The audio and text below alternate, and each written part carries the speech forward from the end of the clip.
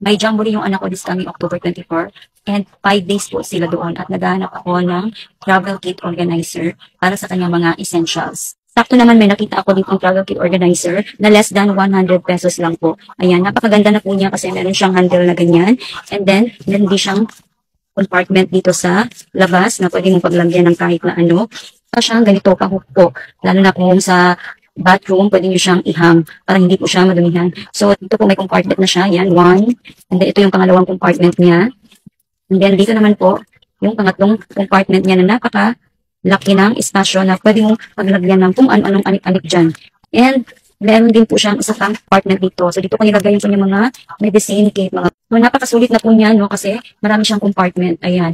And, ang pinagandaan pa dito ay waterproof na po siya dahil made of nylon. Papansinin niyo yung zipper niya, hindi mahirap isara at saka ipupas. Madali lang.